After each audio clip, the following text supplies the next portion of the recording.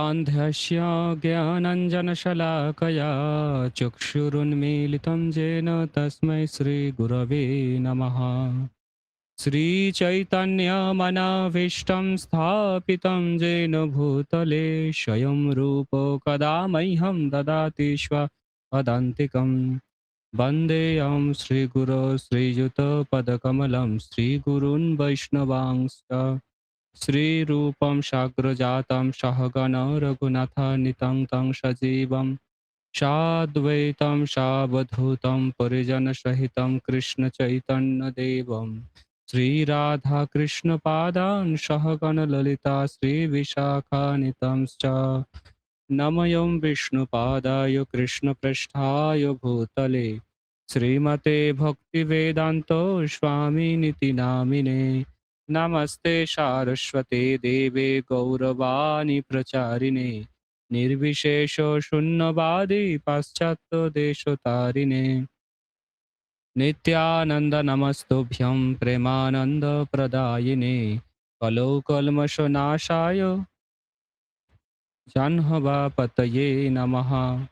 नमो महावदन्नाय कृष्ण प्रदायते कृष्णाय कृष्ण चैतन्य नामने गौरतिशे नमः। हे कृष्ण करुणा सिंधु दीनबंधु जगतपते गोपेश गोपिका कांत्य राधा कांत्य नमस्तुते।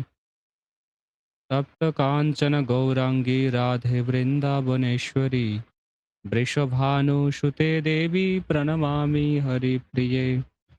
नीलाचल निवासाय नित्याय परमात्मने बलभद्र सुभद्राभ्यां जगन्नाथाय ते नमः। जय श्री कृष्ण चैतन्य प्रभु नित्यानंद श्री अद्वैत गदाधर श्रीवासादि गौर भक्त वृंद।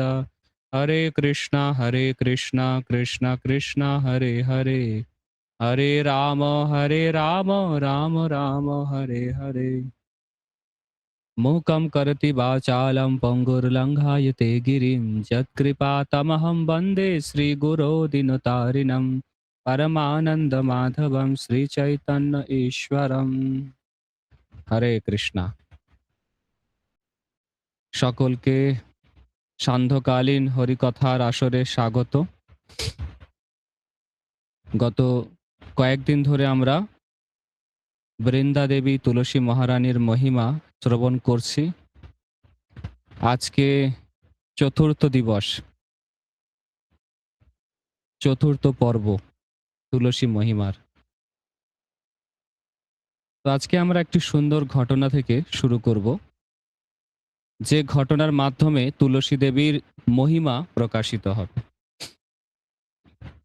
অনেক প্রাচীন যুগে কাশ্মীরে দুইজন ব্রাহ্মণ বসবাস করতেন। তাদের নাম ছিল সুমেধা এবং হরিমেধা।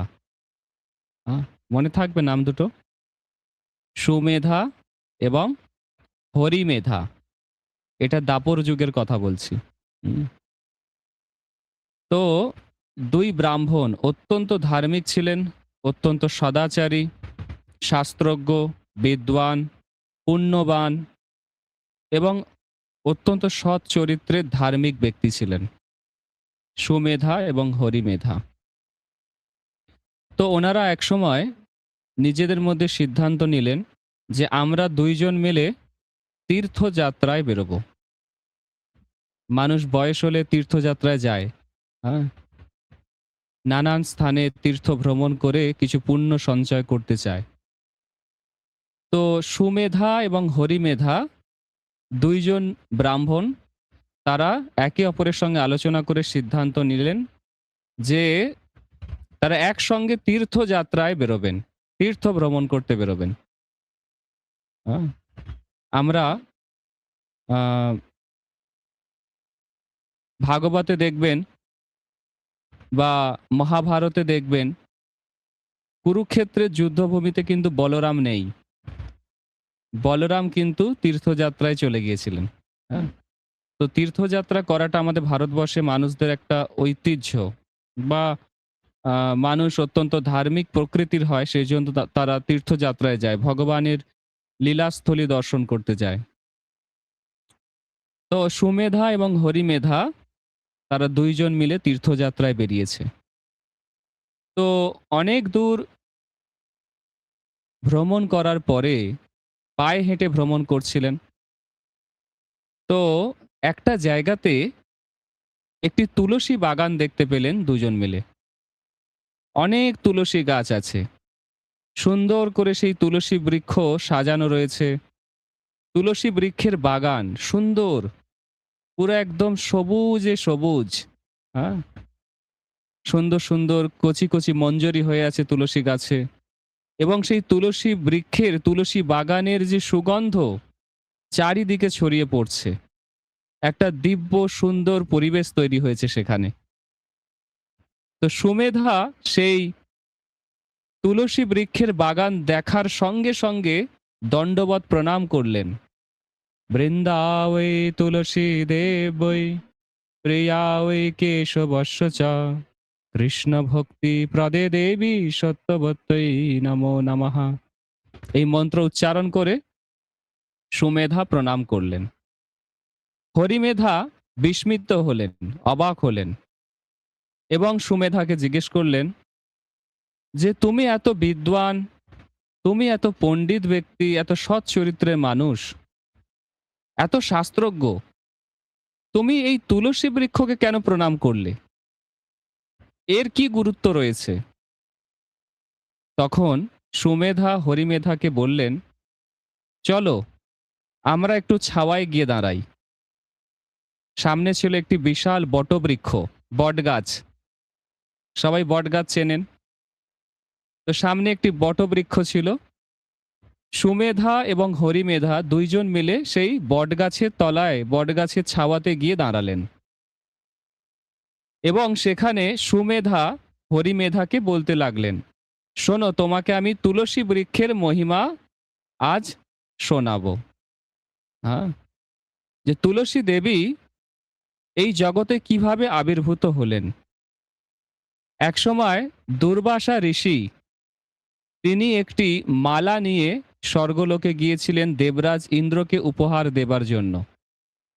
যেহেতু দেবরাজ ইন্দ্র হচ্ছে স্বর্গের দেবতা, তিনি হচ্ছেন প্রধান, সমস্ত দেবতারা ইন্দ্রের কথা শুনে চলে এবং ইন্দ্র ভগবানের অত্যন্ত প্রিয়, কারণ ভগবান স্বয়ং ইন্দ্রারি ব্যাকুলং লোকং মৃরয়ন্তী যুগে যুগে।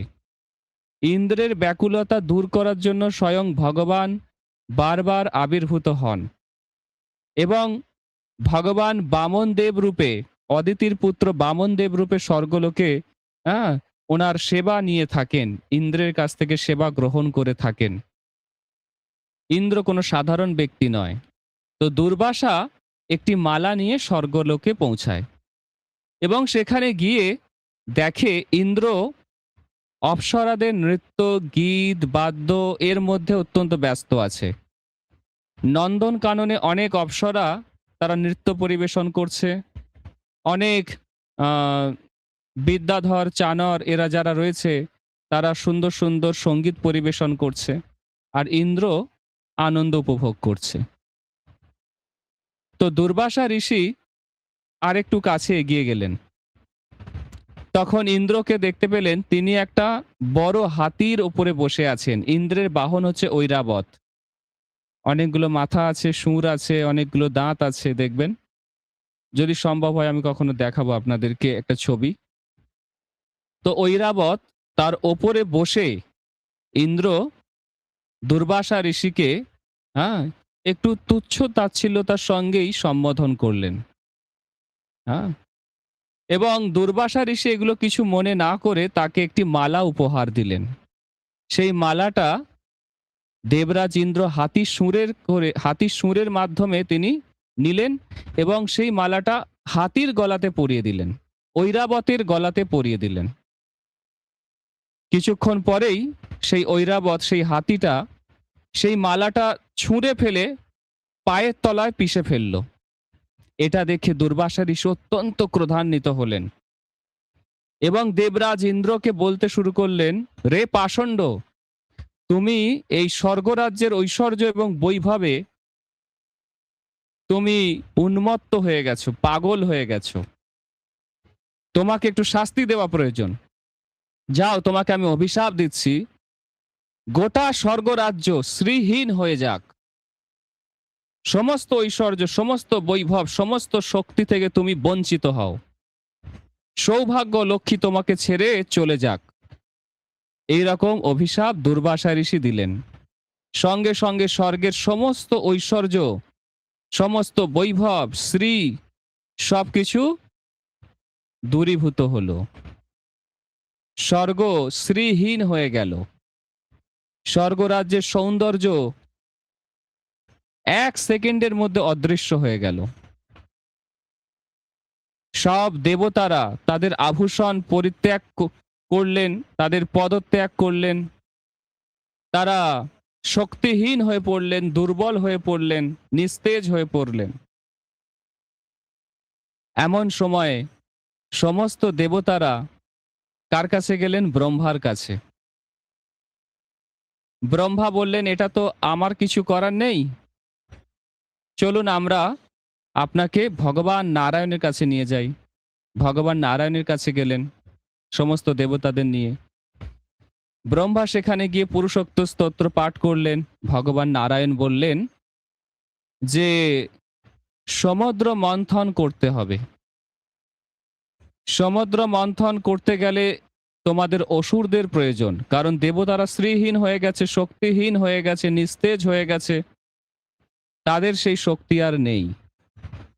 যাও, তোমরা বাসুকী নাগকে আবাহন করো, মন্দার পর্বতকে নিয়ে আসো এবং সমুদ্র মন্থন করো। অসুরদের কাছে যাও, অসুরদের কাছে সহযোগিতা চাও। দেবতারা বললেন, অসুররা কেন আমাদের সহযোগিতা করবে? তখন ভগবান বললেন, ওদেরকে বলো যে এই সমুদ্র মন্থনে অমৃত উঠবে এবং সেই অমৃত দেবতা এবং অসুর অর্ধেক অর্ধেক করে ভাগ করে নেবে। এই অমৃত লোভে তারা সমুদ্র মন্থনে তোমাদেরকে সহযোগিতা করবে। এই কথা শুনে দেবতারা এবং ব্রহ্মা সেই স্থান পরিত্যাগ করে নিজ নিজ লোকে ফিরে গেলেন এবং বলি মহারাজ হচ্ছেন অসুরদের নেতা। ওনার কাছে গিয়ে এই প্রস্তাব রাখলেন দেবরাজ ইন্দ্র যে সমুদ্র মন্থনে আমাদেরকে সহযোগিতা করুন, যে অমৃত উঠবে সেটা আমরা দেবতা এবং অসুরেরা অর্ধেক অর্ধেক করে ভাগ করে নেব।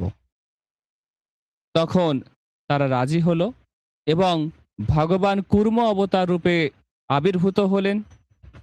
কুর্মদেবের পিঠে মন্দার পর্বত রেখে বাসুকী নাগকে দিয়ে মন্থন শুরু হলো, সমুদ্র মন্থন। কালকূট বিষ উঠল, যেটা শিবজি গ্রহণ করলেন। এরপরে একে একে ঐরাবত, উচ্চৈশ্রবা ঘোড়া, তারপরে লক্ষ্মী দেবী আবির্ভূত হলেন, হ্যাঁ, কামধেনু গাভী আবির্ভূত হলেন, কল্পবৃক্ষ আবির্ভূত হলেন, তারপরে আবির্ভূত হলেন ধন্বন্তরী। ধন্বন্তরী একটি স্বর্ণ কলস নিয়ে উত্থিত হলেন। সেই স্বর্ণ কলসের মধ্যে ছিল অমৃত, যে অমৃত খেলে যে কেউ অমর হয়ে যাবে। হ্যাঁ, তো যখন দেবতা এবং অসুরেরা দেখলেন যে অমৃত উঠেছে, ভগবান দেখে অত্যন্ত প্রসন্ন হলেন।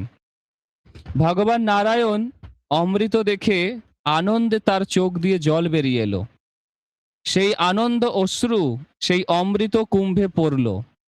অমৃতর যে ভাণ্ড স্বর্ণ কলস, তার মধ্যে ভগবান নারায়ণের আনন্দের অশ্রু পড়ল এবং সেখান থেকে আবির্ভূত হলো তুলসী দেবী, তুলসী বৃক্ষ। অত্যন্ত সুন্দর জ্যোতির্ময় তুলসী বৃক্ষ আবির্ভূত হলো এবং সমস্ত দেবতারা তুলসী মহারানীর পুজো করলেন, বন্দনা করলেন, স্তুতি করলেন। এবং এই তুলসী দেবী অমৃত থেকে উদ্ভূত হয়েছেন। হ্যাঁ, ভগবান নারায়ণকে দেবতারাই তুলসী বৃক্ষ অর্পণ করলেন। হ্যাঁ, এইভাবে সুমেধা হরিমেধার কাছে তুলসী বৃক্ষের আবির্ভাব বিষয়ে আলোচনা করলেন। আমরা পূর্বে শুনেছি কখনো কেদার রাজের কন্যা রূপে যজ্ঞকুণ্ড থেকে তিনি আবির্ভূত হয়েছেন, কখনো তিনি ধর্মধ্বজের কন্যারূপে আবির্ভূত হয়েছেন। এখন আমরা শুনলাম যে অমৃত থেকে ধন্বন্তরী যে সমুদ্র মন্থনে অমৃত নিয়ে এলেন, সেই অমৃতর মধ্যে ভগবান নারায়ণের আনন্দ অশ্রু যখন সেখানে পড়ল, সেখান থেকে তুলসী বৃক্ষের আবির্ভাব হলো। অ্যাকচুয়ালি এক একটা কল্পে এক এক রকম ভাবে তুলসী দেবীর আবির্ভাব হয়। ব্রহ্ম বৈবর্ত পুরাণ, বৃহৎ ধর্ম পুরাণ, স্কন্ধ পুরাণ এবং পদ্ম পুরাণে এইভাবে বর্ণনা রয়েছে। তো সুমেধা যখন হরিমেধাকে এই তুলসী দেবীর মহিমা বর্ণনা করলেন, এর কিছুক্ষণ পরেই তারা যে বটগাছের নিচে দাঁড়িয়ে এই কথা আলোচনা করছিলেন, দেখতে পেলেন আকাশ থেকে একটা হংস বাহন যুক্ত বিশাল সুন্দর একটি স্বর্ণ বিমান নেমে আসছে তাদের দিকে। হ্যাঁ, এবং যে গাছের নিচে, যে গাছের ছাওয়াতে তারা দাঁড়িয়েছিল, সেই গাছটা উপরে উঠে পড়ে গেল, গাছটা ভেঙে পড়ে গেল। সেখান থেকে দুজন দেব পুরুষ আবির্ভূত হলো, যাদের নাম হচ্ছে আস্তিক এবং নাস্তিক। দুইজন দেবতা আবির্ভূত হলেন এবং সেই আস্তিক সুমেধা এবং হরিমেধাকে বলতে লাগলেন, আমি পূর্ব জন্মে স্বর্গ রাজ্যে একজন দেবতা ছিলাম। নন্দন কাননে অপ্সরদের সঙ্গে আমি জলকেলি করছিলাম এবং সেখানে লোমশ ঋষি তপস্যা করছিল। তো লোমশ ঋষি আমার আচরণে ক্রুদ্ধ হয়ে আমাকে অভিশাপ দিয়েছিলেন যে যাও ব্রহ্ম রাক্ষস যোনি লাভ করো। তখন আমি অত্যন্ত ক্রন্দন করলাম, অনেক অনুনয় বিনয় করলাম, অনেক প্রার্থনা করলাম, ক্ষমা চাইলাম, স্তব স্তুতি করলাম। কিছুক্ষণ পরে লোমশ ঋষি আমাকে বললেন যে যদি কোনো ব্রাহ্মণের মুখে তুমি তুলসী দেবীর মহিমা শ্রবণ করো, তবে তুমি এই ব্রহ্ম রাক্ষস যোনি থেকে উদ্ধার লাভ করবে। হরি বল। হ্যাঁ, তো সেই জন্য আস্তিক সুমেধাকে ধন্যবাদ দিলেন যে হে ব্রাহ্মণ সুমেধা, আপনি তুলসী দেবীর মহিমা বর্ণনা করলেন, যার জন্য আমি ব্রহ্ম রাক্ষস যোনি থেকে মুক্ত হলাম।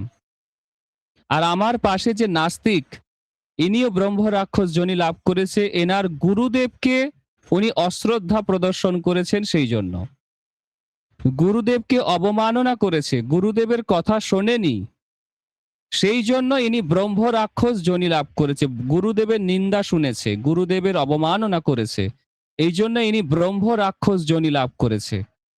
আজকে ইনিও তুলসী দেবীর মহিমা শ্রবণ করে উদ্ধার লাভ করলেন। তো এটা বলার পরে দুজন দেব পুরুষ তারা বৈকুণ্ঠ বিমানে আরোহণ করে ধাম গোলকে ফেরত গেলেন। এই সুন্দর বর্ণনা রয়েছে শাস্ত্রে। তো আমরা তুলসী দেবীর মহিমা শ্রবণ করছি। তুলসী দেবীর মহিমা শ্রবণ করলে কি লাভ হবে? বলছে ব্রহ্ম রাক্ষস যোনি প্রাপ্ত হয়েছে যে ব্যক্তি, সেও উদ্ধার লাভ করবে। এত সুন্দর ঘটনা। এরপরে আমরা আরো একটি সুন্দর ঘটনা শ্রবণ করব, সেটি হচ্ছে নামদেব। নামদেবের নাম কে কে শুনেছেন? আশা করি অনেকেই শুনেছেন। নামদেব ভগবান কৃষ্ণের অনন্য ভক্ত ছিলেন। হ্যাঁ, এই নামদেব তিনি পান্ডারপুরে থাকতেন। পান্ডারপুর বলে একটা জায়গা আছে, আমাদের লোকনাথ স্বামী মহারাজ এই জায়গা থেকে বিলং করেন, মানে ওখান থেকে উনি আসছেন আর কি ভক্তি জীবনে। পান্ডারপুর, পান্ডারপুরে আমাদের ইসকন মন্দিরও আছে। ওখানে বিঠ্ঠল খুব ফেমাস, বিঠ্ঠল, হরি বিঠ্ঠলা বিঠ্ঠলা বিঠ্ঠলা এরকম কীর্তন করে সবাই, হরি বিঠ্ঠলা। হ্যাঁ, ইটের ওপর দাঁড়িয়ে আছে ভগবান বিঠ্ঠলা, তা মকর কুণ্ডল পরে আছে। হ্যাঁ, দেখবেন বিঠ্ঠলের ছবি কখনো দেখলে দেখবেন, কৃষ্ণের নাম ওখানে বিঠ্ঠলা। হ্যাঁ, তো পান্ডারপুর থেকে একজন মহান ভক্ত, কৃষ্ণ ভক্ত ছিলেন, যার নাম হচ্ছে কি কি বললাম? নামদেব, নামদেব। হুম। একবার কি হয়েছে, এই পান্ডারপুরে একজন শেঠজি ছিল। শেঠজি, শেঠ মানে কি, যে সোনার ব্যবসা করে। তো তার যেদিন জন্মদিন ছিল, সে কি করেছে, একটা বড় দাড়িপাল্লা এনেছে এবং তার নিজের ওজনের সোনা, দাড়িপাল্লার একদিকে সে নিজে চেপেছে আর একদিকে সোনা চাপিয়েছে। তার নিজের যতটা ওজন ততটা পরিমাণ সোনা সে মেপেছে। মেপে সে কিছুটা কিছুটা করে সবাইকে দান করছে পান্ডারপুরে। হ্যাঁ, যেমন হয় না, দেখবেন অনেক পাড়া গ্রামে অনেকে হরিলোটের বাতাসা দেয়। হ্যাঁ, অনেকে মানসিক করে বাচ্চার যখন 5 বছর বয়স হয়ে যায়, ওই তুলো যন্ত্র বলা হয়, দাড়িপাল্লা, তার মধ্যে বসিয়ে কতটা ওজন হয়েছে বাচ্চার দেখে ততটা বাতাসা হরিলোট করে, হরিলুট দেয়। তো সেরকমই সেই শেঠজি কি করেছে, দাড়িপাল্লার একদিকে বসেছে আর ততটা পরিমাণ সোনা দিয়ে সে কি করেছে, কিছুটা কিছুটা করে মানুষকে দান করছে। তো সে শুনতে পায় যে নামদেব হচ্ছে একজন মহান ভগবত ভক্ত, কৃষ্ণ ভক্ত। তাকে যদি কিছু স্বর্ণ দান করা যায় তাহলে কিছু সুকৃতি হবে, কিছু পুণ্য হবে। সেই জন্য সেই শেঠজি স্বয়ং তার লোকজন নিয়ে নামদেবের কাছে এসেছে। নামদেবের কাছে এসে বলছে, হে নামদেব, আমি সবাইকে স্বর্ণ দান করছি, তুমিও কিছু স্বর্ণ রাখো, তাহলে আমার কিছু পুণ্য হবে। তখন নামদেব বলছে, আমাকে দেবার কি দরকার, তুমি তো অলরেডি অনেক লোককে স্বর্ণ দান করেছো, এতে তোমার পুণ্য হয়ে গেছে, আমাকে দেবার কোনো প্রয়োজন নেই। আমি কি করব স্বর্ণ নিয়ে, আমি তো ভিখারি মানুষ, ভজন করি, হরিনাম করি, আমার কি দরকার। তখন সেই শেঠজি বলছে, না না, তুমি যদি এই স্বর্ণ কিছুটা রাখো বা গ্রহণ করো, এতে আমার পুণ্য হবে, সুকৃতি হবে, ভগবান আমার প্রতি প্রসন্ন হবেন। তখন নামদেব বলছে, ঠিক আছে, আমি একটা তুলসী পত্র তোমাকে দিচ্ছি। এই তুলসী পত্রের যতটা ওজন ততটা পরিমাণ স্বর্ণ তুমি আমাকে দান করো, যদি তুমি প্রসন্ন হও। তো একটা তুলসী পাতা নিয়ে নামদেব তার উপর রা লিখেছে, রয়ে আকার রা লিখে শেঠজিকে দিয়েছে। বলছে, এই তুলসী পত্রের যতটা ওজন ততটা পরিমাণ স্বর্ণ তুমি আমাকে দান করো। শেঠজি খুব হাসছে, বলছে, নামদেব, এই তুলসী পত্রের আর কতটা ওজন হবে, 1 গ্রামও হবে না। তুমি এত কম চাইছো কেন, তুমি একটু বেশি স্বর্ণ নাও, অন্য কিছু দাও, সেই মাপের আমি স্বর্ণ তোমাকে দান করছি। এতটা পরিমাণ নাও যাতে আর কোনোদিন তোমার কষ্ট না হয়, জীবনে দুঃখ কষ্ট না থাকে, দারিদ্রতা না থাকে। নামদেব বলছে, না, আমাকে এই তুলসী পত্রের যতটা ওজন ততটা পরিমাণ স্বর্ণ দান করো। একটা দাড়িপাল্লা এনেছে, দাড়িপাল্লার একদিকে তুলসী পত্র রেখেছে এবং আর একদিকে সোনা রেখেছে। দেখছে তুলসী পত্র একটুও ওঠেনি, তুলসী পত্র যেদিকে আছে একটু ওঠেনি। অনেক সোনা নিয়ে এসছে, তিজোরি খালি হয়ে গেছে, সিন্ধুক খালি হয়ে গেছে, সব সোনা চাপিয়ে দিয়েছে, তবু তুলসী পাত্র যেদিকে, দাড়িপাল্লা যেদিকে আছে একটু ওঠেনি। সেই শেঠজি তার আত্মীয় স্বজন পরিজন যত লোক ছিল সবার কাছ থেকে সব সোনা নিয়ে এসছে, নিয়ে এসে বলছে, চাপাও এর মধ্যে, দাড়িপাল্লায় চাপাচ্ছে। তবু এই যে তুলো যন্ত্র, দাড়িপাল্লার যেখানে তুলসী আছে সেই দিকটা একটু উঁচু হয়নি। না, শেঠজি অবাক হয়ে গেছে। নামদেব বলছে, শোনো, একটা কথা বলি, তুমি এবং তোমার পরিবার, তোমার আত্মীয় স্বজন সকলের যত পুণ্য আছে, যত তীর্থযাত্রা করেছো, যত উপবাস করেছো, সংকল্প করে সেই সমস্ত পুণ্য তুমি ওই দাড়িপাল্লায় অর্পণ করো। হাতে গঙ্গা জল নিয়ে সেই সুকৃতি, সেই পুণ্য তাতে অর্পণ করো। তো শেঠজি তাই করলো। পরিবার, আত্মীয় স্বজন, বন্ধু বান্ধব যে যত পুণ্য করেছিল, যত উপবাস করেছিল, সমস্ত পুণ্য, সমস্ত সুকৃতি সেই দাড়িপাল্লার একদিকে দিলেন। তবু তুলসী পত্র একটু উঁচু হলো না। দাড়িপাল্লার একদিকে তুলসী, একদিকে স্বর্ণ, পুণ্য, উপবাস, তীর্থযাত্রা সব, একটুও তুলসী পত্র উঁচু হলো না। এটা দেখে শেঠজি অভিভূত হয়ে গেলেন। তখন নামদেব বলল, একটি তুলসী পত্র ভগবানকে প্রসন্ন করে, তোমার এই ঐশ্বর্য ভগবানকে প্রসন্ন করে না। ভগবানকে এই সোনা ঐশ্বর্য দিয়ে ভগবানকে লাভ করা যায় না। তুলসী পত্র হচ্ছে অমূল্য বস্তু, এর মূল্য কেউ দিতে পারবে না। তো এই হচ্ছে তুলসী মহিমা। তুলসীকে অনেকে অবহেলা করে। হ্যাঁ, শাস্ত্রে বলছে সমস্ত পুষ্প থেকে, সমস্ত বৃক্ষের থেকে শ্রেষ্ঠ হচ্ছে তুলসী, অত্যন্ত প্রিয় ভগবানের। নামদেব প্রতিষ্ঠা করলেন যে দেখো তুলসী কত শ্রেষ্ঠ, অত্যন্ত শ্রেষ্ঠ। এরপরে আমরা নারদ মুনির একটি ঘটনাতে আসতে পারি।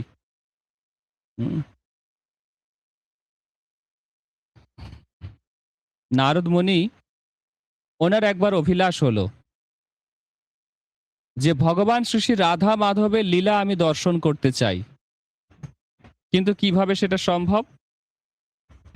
তিনি বৃন্দা দেবীর কাছে প্রার্থনা জানালেন।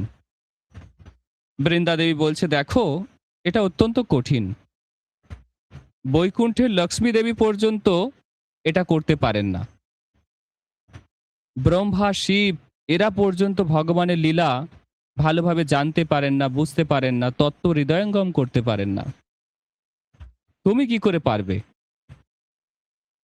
তখন নারদ মুনি বৃন্দা দেবীকে অনেক অনুনয় বিনয় করলেন, অনেক প্রার্থনা স্তব স্তুতি করলেন। করার পরে তুলসী দেবী বলল, ঠিক আছে, তুমি একটা কাজ করো, চলো আমার সঙ্গে। তো গোবর্ধন পাহাড়ের কাছে একটা সরোবর আছে যার নাম হচ্ছে কুসুম সরোবর। কি নাম? কুসুম সরোবর। বৃন্দা দেবী বললেন, হে নারদ, তুমি কুসুম সরোবরে স্নান করো। সেই কুসুম সরোবরে স্নান করার পরে নারদ মুনি একটা আলাদা শরীর পেলেন, যার নাম হচ্ছে নারদ গোপী। হ্যাঁ, বৃন্দা দেবী নাম দিলেন নারদ গোপী। হ্যাঁ, গোপী শরীর পেলেন নারদ মুনি। তারপরে বৃন্দা দেবী তাকে নিয়ে গেলেন রাস কেন্দ্রস্থলে, যেখানে ভগবান তার সমস্ত গোপীদের সঙ্গে রাস নৃত্য করছেন, সেখানে নিয়ে গেলেন। এবং সেখানে নিয়ে যাবার পর নারদ মুনি দেখলেন যে সমস্ত যত সখী আছে সবার সঙ্গে ভগবান নৃত্য করছেন, রাধারানী আছে, সমস্ত সখীরা রয়েছে, ভগবান আছে। তো তিনি সেই দৃশ্য দেখে হতবাক হয়ে গেলেন, অত্যন্ত আনন্দিত হলেন। এবং তিনি বৃন্দা দেবীর প্রতি অত্যন্ত কৃতজ্ঞতা ব্যক্ত করলেন যে বৃন্দা দেবীর কৃপা ছাড়া এটা সম্ভব হতো না। তো নারদ মুনি এত শুদ্ধ ভক্ত, তিনি এত প্রচার করেন, এত ভক্ত তৈরি করেন, কিন্তু তিনি বৃন্দা দেবীর কৃপাতে ভগবানের লীলা দর্শন করার সুযোগ পাচ্ছেন। এই হচ্ছে তুলসী মহিমা। শুধু তাই নয়, আমরা শাস্ত্রে দেখি দেবী পার্বতী মহাদেবের কাছ থেকে তুলসীর মহিমা শ্রবণ করার পরে তিনি তুলসী বৃক্ষের নিচে বসে ঘোর তপস্যা করলেন এবং ভগবান সন্তুষ্ট হয়ে তাকে দর্শন দিলেন। দর্শন দিয়ে পার্বতীকে ভগবান একটা বিশেষ জিনিস দান করলেন। সেটা কি জানেন? তুলসীর অষ্টোত্তর শতনাম। কি দান করলেন? তুলসীর অষ্টোত্তর শতনাম। এটা পার্বতীকে ভগবান স্বয়ং দান করলেন। কেন দান করলেন? কারণ হচ্ছে তিনি বৃন্দা দেবীর এত উপাসনা করেছেন। শাস্ত্রে বলছে ভগবানের 4টে তদীয় বস্তু আছে। তদীয় বস্তু, তদীয় বস্তু মানে ভগবান থেকে যেটা অভিন্ন, যার সেবা করলে ভগবানের সেবা হয়ে যায়। 4টে বস্তু রয়েছে যার সেবা করলে স্বয়ং ভগবানের সেবা করা হয়। সেগুলো কি কি? এটাকে অভিধেয় তত্ত্বও বলে। প্রথম হচ্ছে বৈষ্ণব। যদি আপনি বৈষ্ণবের সেবা করবেন তাহলে ভগবানের সেবা হয়ে যাবে। ২ নম্বর হচ্ছে গঙ্গা। হ্যাঁ? ৩ নম্বর হচ্ছে ভাগবত। আর ৪ নম্বর হচ্ছে তুলসী। মনে থাকবে?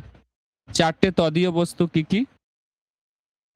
১ হচ্ছে বৈষ্ণব, ২ হচ্ছে গঙ্গা, ৩ হচ্ছে ভাগবত, আর ৪ হচ্ছে তুলসী। এই ৪ টি তদীয় বস্তু রয়েছে। এই ৪ টি বস্তুর যদি কেউ উপাসনা করে, তবে সে সহজে কৃষ্ণ প্রেম লাভ করতে পারে। কৃষ্ণ ভক্তি লাভ করতে পারে। বুঝতে পেরেছেন? আমরা নরসিংহ মেহতার কথা শুনেছি। হ্যাঁ? নরসিংহ মেহতার কথা শুনেছেন? নরসিংহ মেহতা অত্যন্ত বড় কৃষ্ণ ভক্ত ছিলেন। অনেক বড় কৃষ্ণ ভক্ত। সারাক্ষণ হরিনাম করতেন। ২৪ ঘন্টা হরিনাম করতেন। এই নরসিংহ মেহতা তিনি একবার কি করেছিলেন, আ এত ভক্তি করতেন যে তার বাড়ির লোক তাকে তাড়িয়ে দিয়েছিল। হ্যাঁ? কোন কাজ-টাজ তো করতেন না। সংসারে কিছু রুজি রোজগার করতেন না। বাড়ির লোক বীতশ্রদ্ধ হয়ে তাকে তাড়িয়ে দিয়েছিল। সে একটা জায়গায় জঙ্গলের ভিতর গিয়ে একটা শিব মন্দিরে আশ্রয় নেয় এবং সেখানে ৭ দিন না খেয়ে তিনি হরিনাম করেন। এটা দেখে শিবজি সন্তুষ্ট হয়ে তাকে দর্শন দেন। আ এবং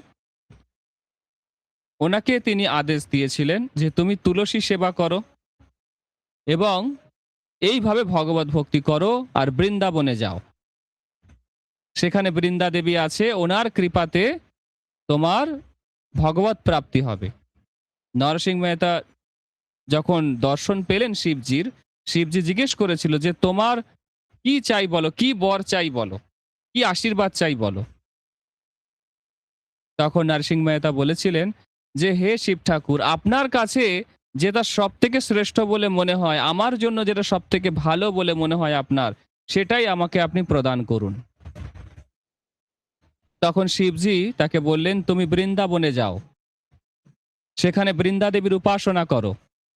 তার কৃপাতে তোমার রাধা কৃষ্ণের সঙ্গ লাভ হবে।" এরপরে নরসিংহ মেহতা তিনি বৃন্দাবনে আসেন, বৃন্দা দেবীর উপাসনা করেন এবং বৃন্দা দেবীর কৃপাতে তিনি রাসলীলাতে প্রবেশ করার সুযোগ পান। একজন গোপী তাকে একটা সেবা দেয়। কি সেবা জানেন? রাসলীলা চলছে, পূর্ণিমা। তো সেখানে একটা মশাল জ্বলছিল। মশাল মানে জানেন? একটা লাঠির উপরে আগুন জ্বলে। মশাল। আ মশাল হয়তো অনেকে দেখে থাকবেন, যাদের অনেক বয়স বয়স হয়ে গেছে বা আজ থেকে ৫০-৬০ বছর আগে মশাল ছিল। তো একজন গোপী একটা মশাল তার হাতে ধরিয়ে দিয়েছে। হ্যাঁ? বলছে, "এটা তুমি ধরে দাঁড়াও।" হ্যাঁ? ভগবান এখানে নৃত্য করছেন, আনন্দ করছেন, আমরা সকলে আছি। তো নরসিংহ মেহতা এত বিস্ময় চিত্তে, এত আ অবাক হয়ে গেছে এই দৃশ্য দেখে ভগবানের রাস নৃত্য। সে হাতে মশাল ধরে আছে, খেয়াল করেনি যে মশাল পুড়তে তার হাতটা পুড়তে শুরু করে দিয়েছে। তার হাত পুড়তে শুরু করে দিয়েছে। অবশেষে ভগবান তার এই সেবা ভাব দেখে সন্তুষ্ট হয়ে স্বয়ং রাধারানী এবং ভগবান তার কাছে প্রকট হন, আসেন এবং বলে যে, তুমি কি চাও বলো?" হ্যাঁ? নরসিংহ মেহতা বললেন যে, "আপনাদের নিত্য সেবাতে আমার হ্যাঁ, সুযোগ দিন এবং নিরন্তর যেন আপনাকে আমি স্মরণ করতে পারি।" ভগবান তাকে আশীর্বাদ দিয়ে অদৃশ্য হলেন। তো আমরা দেখতে পাই নরসিংহ মেহতা তিনিও তুলসী দেবীর কৃপাতে বৃন্দাবনে ভগবানের দর্শন লাভ করছেন। তাহলে কতগুলো আজকে ঘটনা আপনারা শুনলেন? আরো একটা ঘটনা শুনবেন? কে, কে শুনতে চায়? একটু হাত তুলুন দেখি। কে, কে শুনতে চায়? আর কার বোরিং ফিল হচ্ছে? হ্যাঁ?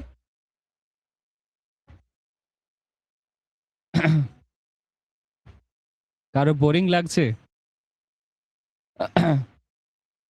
একটা সাউথ ইন্ডিয়ার ঘটনা বলি।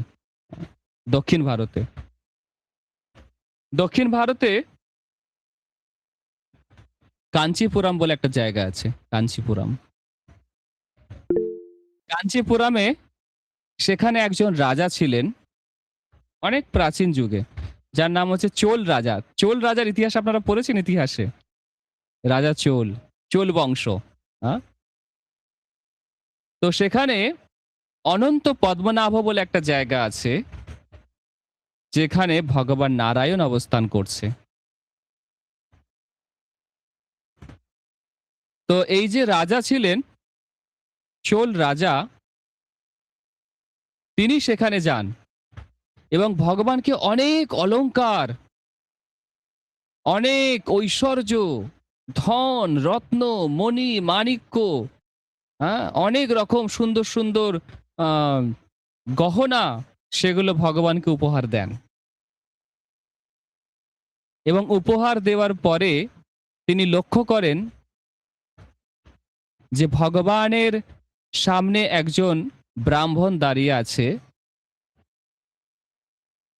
সেই ব্রাহ্মণ, হ্যাঁ? যার নাম হচ্ছে বিষ্ণু দাস। কি নাম? বিষ্ণু দাস। তিনি অনেক তুলসী পত্র হাতে নিয়ে দাঁড়িয়ে আছে। আর গঙ্গা জল হাতে নিয়ে দাঁড়িয়ে আছে।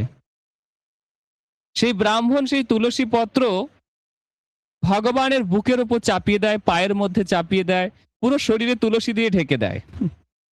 আর সেই রাজা ক্রোধান্বিত হন। রাজা অত্যন্ত ধার্মিক।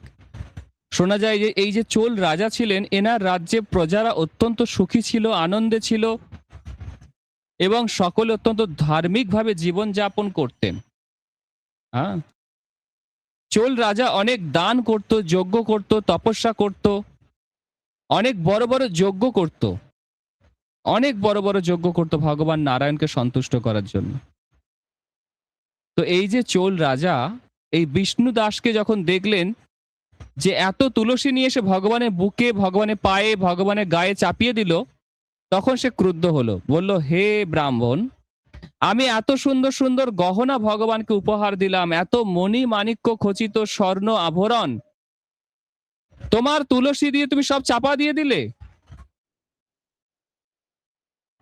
তুলসীটা কি বেশি গুরুত্বপূর্ণ হলো? আমি সোনার আভরণ দিয়ে ভগবানকে সাজিয়েছি, আর তুমি তার উপর তুলসী চাপা দিয়ে দিলে, কেউ আর দেখতেই পাবে না এই সোনার আভরণ। হ্যাঁ? তখন সেই বিষ্ণুদাস ব্রাহ্মণ সেই চোল রাজাকে বললেন, হে রাজন, আপনি আপনার দম্ভের কারণে, অহংকারের কারণে ভুলে গেছেন যে তুলসী হচ্ছে ভগবানের অত্যন্ত প্রিয়। এই তুলসীর থেকে কোনো কিছুই শ্রেষ্ঠ হতে পারে না। তো সেই রাজা অত্যন্ত ক্রোধান্বিত অবস্থায় সেই স্থান পরিত্যাগ করে চলে যায়।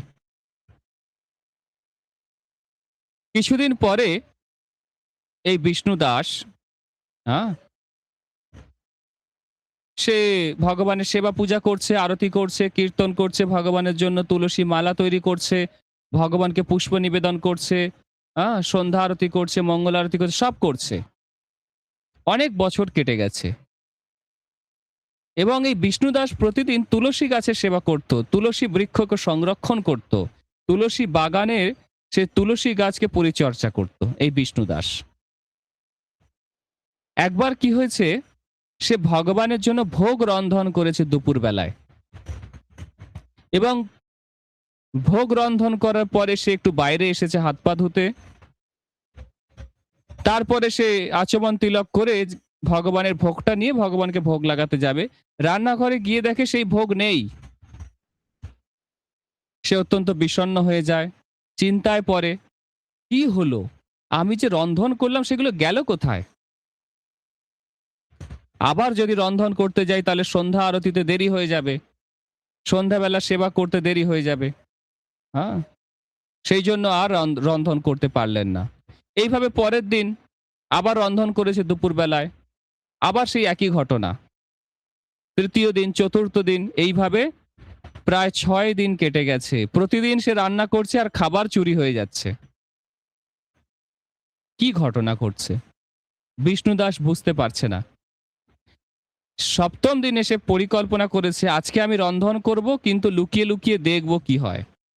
রন্ধন করার পরে সে ঘরের বাইরে থেকে লুকিয়ে লুকিয়ে দেখছে একজন চণ্ডাল অত্যন্ত শীর্ণকায়, অত্যন্ত রোগা, হাড়গুলো গোনা যাচ্ছে বাইরে থেকে, হাড়ের ওপর চামড়া লেগে আছে, দেখে মনে হচ্ছে অনেকদিন কিছু খায়নি। সে সেই ভগবানের জন্য রন্ধন করা খাবার চুরি করে নিয়ে চলে যাচ্ছে।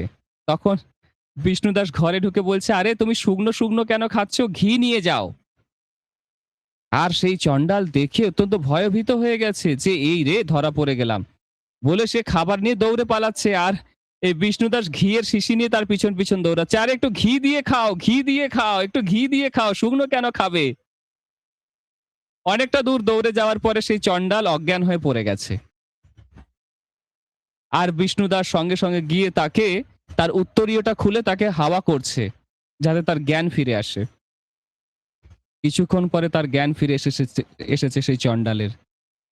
আর বিষ্ণুদাস দেখছে সে চণ্ডাল নয়, স্বয়ং শঙ্খ চক্র গদা পদ্মধারী পীত বসনধারী বনমালী সাক্ষাৎ নারায়ণ।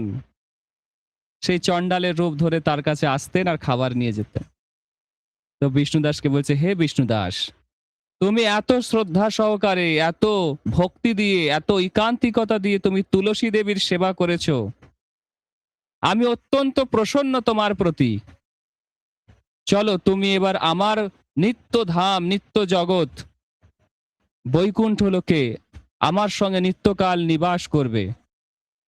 সঙ্গে সঙ্গে সেখানে বৈকুণ্ঠ বিমান আসে এবং সেই বিষ্ণুদাসকে ভগবান নারায়ণ সঙ্গে করে সেই বৈকুণ্ঠ বিমানে চাপিয়ে উড়ে যাচ্ছে। রাজা চোল সে কোন ক্রমে দেখতে পাচ্ছে যে বৈকুণ্ঠ বিমানে বিষ্ণুদাস এবং ভগবান একসাথে বসে আছে এবং বৈকুণ্ঠ বিমান উড়ে যাচ্ছে আকাশ দিয়ে। তখন চোল রাজা বলছে, হ্যাঁ, আমি এত যজ্ঞ করলাম, এত তপস্যা করলাম, এত দান করলাম, এত ধার্মিকভাবে জীবনযাপন করলাম, আমার এখনো বৈকুণ্ঠ প্রাপ্তি হলো না।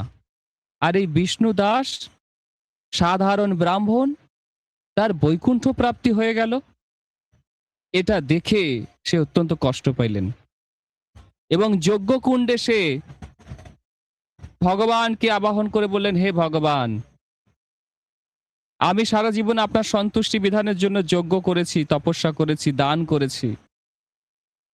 এখন আমি আমাকে আপনার কাছে সমর্পণ করছি বলে সে আগুনে ঝাঁপ দিচ্ছে। আর ভগবান এসে যজ্ঞকুণ্ড থেকে বেরিয়ে এসে তাকে আলিঙ্গন করছে, ভক্তবৎসল ভগবান।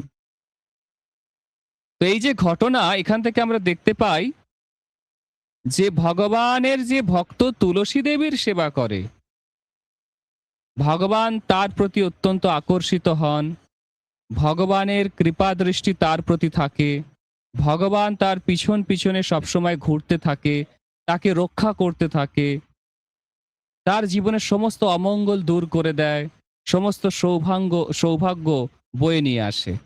এটা হচ্ছে তুলসী মহিমা। ঠিক আছে, আর একটা ঘটনা বলবো, আরো একটা ঘটনা বলবো। হ্যাঁ, ভালো লাগছে শুনতে? এটা দাপর যুগের ঘটনা। হ্যাঁ, প্রাচীন যুগে এক ব্রাহ্মণ ছিলেন। সে তুলসী গাছে জলদান করেছিলেন, স্নান করে তুলসী বৃক্ষে জলদান করেছিলেন। জলদান করে চলে গেছে সেখান থেকে। কিছুক্ষণ পরে সেখানে একটি ক্ষুধার্ত তৃষ্ণার্ত একটি কুকুর এসেছে, কুকুর। এবং কুকুরটি এসে সেই তুলসী গাছের গোড়াতে জমে থাকা যে জল, সেই জলটা চুমুক দিয়ে খেয়ে নিয়েছে।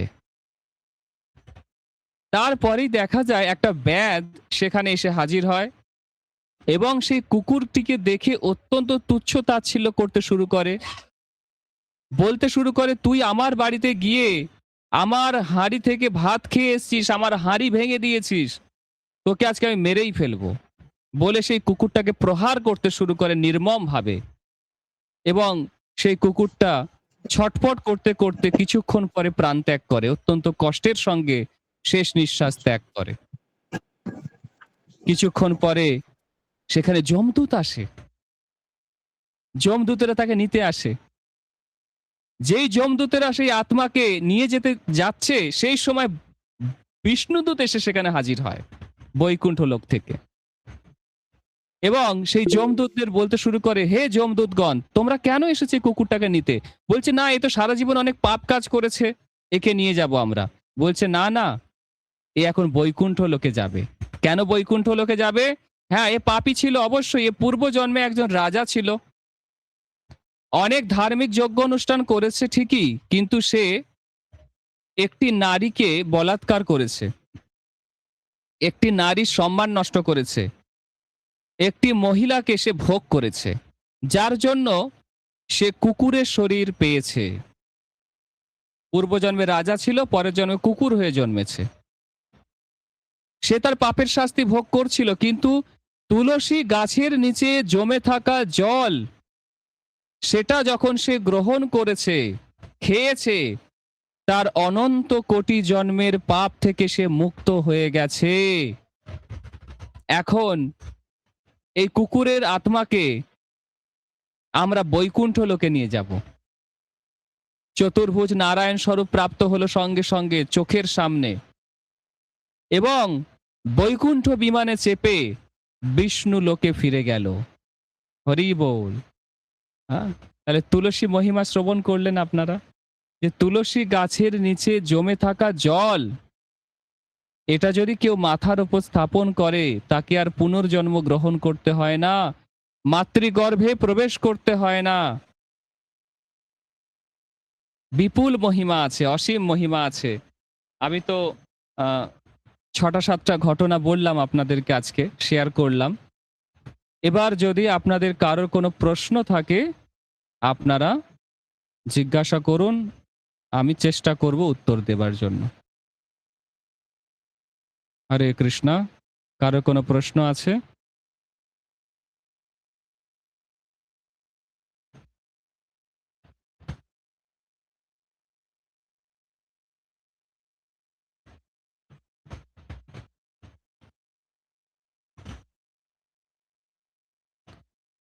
কারো কোনো প্রশ্ন?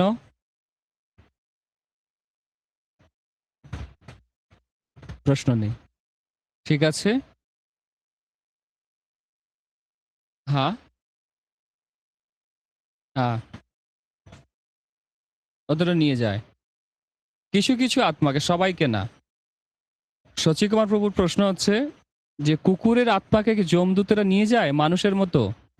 সব ক্ষেত্রে এরকম নয়, কিছু কিছু জীবাত্মা আছে, তাদেরকে এরকম শাস্তি হয় যে 500 জন্ম তোমাকে এই কুকুর হয়ে জন্মাতে হবে, 500 জন্ম বিড়াল হয়ে জন্মাতে হবে, তখন আর যমদূতেরা আসে না, ও চলতে থাকে সাইকেলে। কিন্তু কিছু বিশেষ আত্মা থাকে, ধরুন সে হঠাৎ করে কোনো কারণে কুকুর বিড়াল হয়ে গেছে, হ্যাঁ, পুনরায় মনুষ্য জন্ম পাবার যোগ্যতা আছে, তখন যমদূতেরা নিতে যায়। একটা কোনো কারণে সে কুকুর ছাগল হয়ে গেছে, তখন যমদূতরা তাকে নিয়ে গিয়ে আবার মনুষ্য শরীরে দেয়। হ্যাঁ, তো এই যে কুকুরটি, এ পূর্বজন্মে রাজা ছিল, অনেক যজ্ঞ তপস্যা করেছে, কিন্তু একজন মাতাজিকে মানে সে ভোগ করেছে, অবৈধ কাজ করেছে, সেই জন্য তাকে কুকুরের শরীর পেতে হয়েছে। এবং নরকে গিয়ে এই বিষ্ণুদূতেরা বলল যমদূতদের যে একে নরকে নিয়ে যাওয়া হয়েছিল, তোমরা একটা অগ্নিময় একটা শরীর তৈরি করেছিলে, নারী মূর্তি, একে জড়িয়ে ধরতে বলেছিলে, কষ্ট পেয়েছিল, ভীষণ কষ্ট পেয়েছিল নরকে, তারপরে কুকুরের শরীর পেয়েছিল। তো এখন এই তুলসী গাছের গোড়ার যে জল, এটা খেয়ে নিয়েছে, এর সমস্ত পাপ মুক্ত হয়ে গেছে। ঠিক আছে, এখানেই থাক তবে অমৃত লহরী, বদন ভরে বল সবে হরি হরি। হরে কৃষ্ণ কৃষ্ণ কৃষ্ণ হরে হরে, হরে রাম রাম রাম হরে হরে। জগৎগুরু শিল প্রভুপাদ কি জয়, সমবেত ভক্ত মণ্ডলী কি জয়, পুরুষোত্তম মাস মহা মহোৎসব কি জয়। আপনারা সকলে বাড়িতে তুলসী দেবীর সেবা করুন, ভালো করে প্রদীপ নিবেদন করুন, আরতি করুন, প্রদক্ষিণ করুন, প্রণাম করুন। এইভাবে তুলসী দেবীর সেবা সম্পাদন করুন। হরে কৃষ্ণ।